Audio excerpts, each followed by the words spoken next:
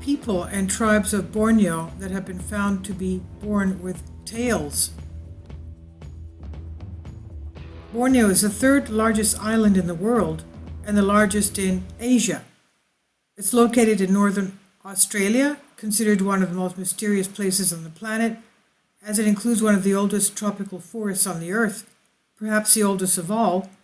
The flora and fauna of Borneo are hugely diverse, and in the 1920s, an amazing discovery was made there.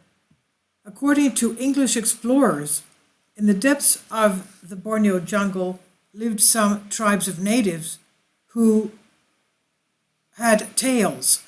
The adults had a fairly respectable tail, and their children, of course, were also born with a small urchin tail.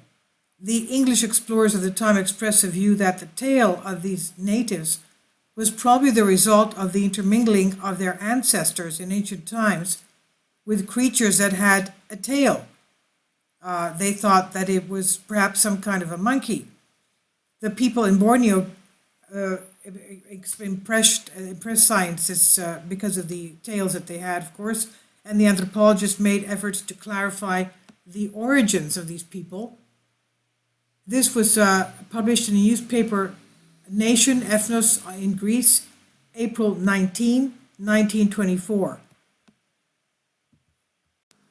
Now, during the Orient silk trade and the Age of Discovery, there were people who kept chronicles, of course, of what they saw, what they encountered, and sent back their journals for, people to know what was going on, what was being discovered there. Some of them were a little bit spiced up. They wrote pages of their chronicles narrating as they set foot on new lands in hopes of pleasing their monarchy, perhaps even having more funding for what was going on. But they have found various tribes that have had differences from what we have today. In this instance, for example, we have the tribes with tails, and I'll leave a link below for you for this Aswanji project. You can see various pictures of these here. The Tawade men, the Mangyans of Occidental Mindoro, testimonies from the Philippines of 1846, even the Isabelo de los Reyes politician and activist writing, both scholars debunking accounts, even stories circulating about the Mangayan women having relations with other animals, but not unlike similar rumors about some tribal women in Borneo having relations with orangutans. But explaining genetic differences is assuming relations with something other than humans is not an unusual phenomenon. Now, there's pictures here of also a Russian man. I'm not going to put it on there because he has no clothes on, and it's going to be a problem putting this on the internet. But I'll leave a link below for you on the Aswanji project, and you can see he has a tail hanging all the way down to the middle of his thighs. How is that there possible? Anyway, it must be some kind of a mutation.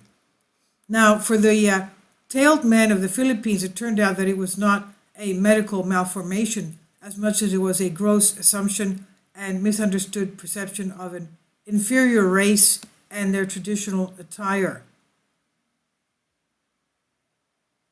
Stories of the tailed men in the Philippines, on the other hand, went viral during the American period. Fictional tales from Ivan Grunner's Cook about the Ikugan, the tailed men of Manobos, was published in Manila's American Chamber of Commerce Journal in 1929, and an article from the San Francisco Examiner titled The Man with a Tail, an Ingorot of Luzon, 1930. But nevertheless, we do have images of men with tails, or people with tails, and I'll leave links below for you for this. Please tell me what you think. I'd like to have your comments. It seems to be some kind of recessive gene, and because of the intermarriaging, I guess that it's becoming more dominant in these tribes.